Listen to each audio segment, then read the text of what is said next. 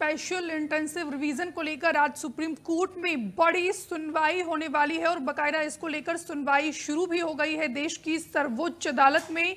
ये बड़ी खबर हम आपको बता रहे हैं और इस समय दोनों ही तरफ से दलील पेश की जा रही है, चाहे वो याचिकाकर्ता की वकील कपिल सिब्बल की बात कीजिए या फिर चुनाव आयोग की तरफ से जो वकील पेश हुए हैं। नई अर्जी पर जवाब देने के लिए समय चाहिए तो दिया जाएगा। सुप्रीम कोर्ट की तरफ से ये कहा गया है आखिरी लिस्ट में सुधार हो जाएगा। चुनाव आयोग की तरफ से ये दलीलें दी गई है। बिहार में एसआईआर मामले पर सुप्रीम कोर्ट में अहम सुनवाई चल रही है। फिलहाल तस्वीरें हम आपको दिखा रहे हैं।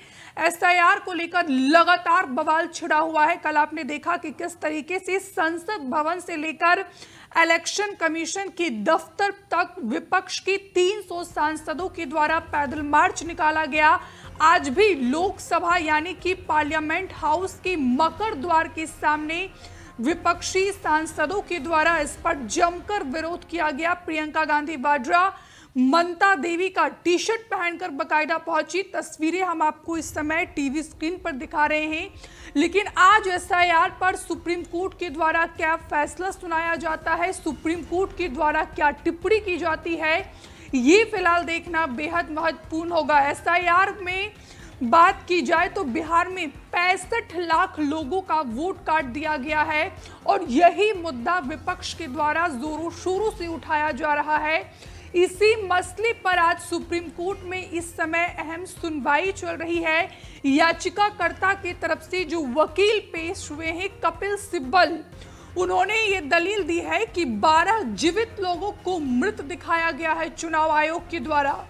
तो ऐसे में जब इस पर चुनाव आयोग की तरफ से जो वकील पेश हुए हैं उनसे जब सुप्रीम कोर्ट के द्वारा सवाल किया गया तो चुनाव आयोग का ये कहना है कि आखिरी लिस्ट में जितनी भी त्रुटियां हैं, जितनी भी खामियां हैं, सभी को सही कर लिया जाएगा।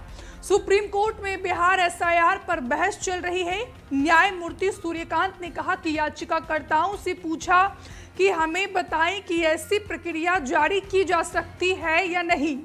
अगर आप कहते हैं कि ऐसी प्रक्रिया सशर्त योजना के तहत अनुमत है तो हम प्रक्रिया पर विचार करेंगे। अगर आप कहते हैं कि यह संविधान में ही नहीं है तो फिर उस हिसाब से इसके जवाब में वरिष्ठ अधिवक्ता गोपाल शंकर नारायण ने कहा कि बड़े पैमाने पर बहिष्कार हुआ है, 65 लाख लोग बाहर हैं। सुप्रीम कोर्ट ने कहा कि बड़े पैमाने पर हटाया जाना तथ्यों और आंकड़ों पर निर्भर करेगा, जिस पर कपिल सिब्बल ने कहा। जो याचिकाकर्ता की तरफ से वकील पेश हुए हैं कपिल सिब्बल का कहना है कि एक छोटे से निर्वाचन क्षेत्र में 12 लोग ऐसे हैं जिन्हें मृत दिखाया गया है, लेकिन वे जीवित हैं। बीएलओ ने कुछ नहीं किया है। वरिष्ठ अधिवक्ता राकेश द्विवेदी ने कहा कि ये तो बस एक ड्राफ्ट रोल है। इस पर सवाल करते हुए सुप्रीम कोर्ट ने पूछा कि हमें आपसे पूछना है कि कितने लोगों की पहचान मृतक के रूप में हुई है। आपके अधिकारियों ने जरूर कुछ काम किया होगा।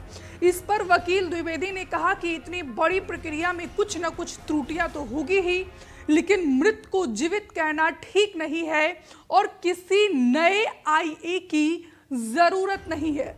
फिलहाल इसी मसले पर जिस तरीके से बिहार में स्पेशल इंटेंसिव रिवीजन को लेकर बवाल छिड़ा हुआ है, इस पर राहुल गांधी की भी प्रतिक्रिया सामने आई है। राहुल गांधी ने क्या कुछ कहा है हम सीधे आपको सुनवाते हैं, सुनिए।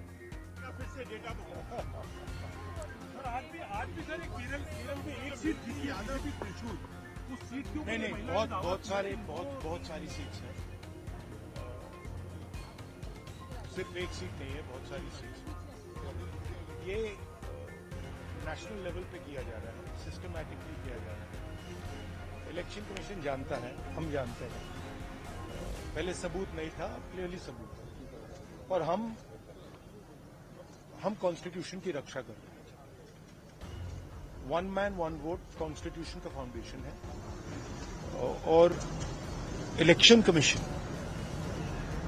की ड्यूटी है कि वो one man one vote enforce करें और उन्होंने नहीं किया, उन्होंने अपनी ड्यूटी नहीं की। तो हम सिर्फ कॉन्स्टिट्यूशन को प्रोटेक्ट कर रहे हैं, उसकी रक्षा कर रहे हैं, संविधान की रक्षा कर रहे हैं। और हम करते रहेंगे, हम रुकेंगे नहीं। सर आप बिहार जा रहे हैं 17 तारीख से, 124 सुना है 124 साल की फर्स्ट टाइम मामला सामने आया। फर्स्ट टाइम 24 साल उसकी उम्र है और फर्स्ट टाइम विनीता देवी सुना है मैंने। 4 इयर्स वोटर आईडी कार्ड। ऐसे तो बहुत अनलिमिटेड केसेस है, अभी पिक्चर बाकी है। हमसे जुड़े रहने के लिए हमारे YouTube चैनल को सब्सक्राइब करें और नई वीडियो की नोटिफिकेशन के लिए बेल आइकॉन को दबाएं।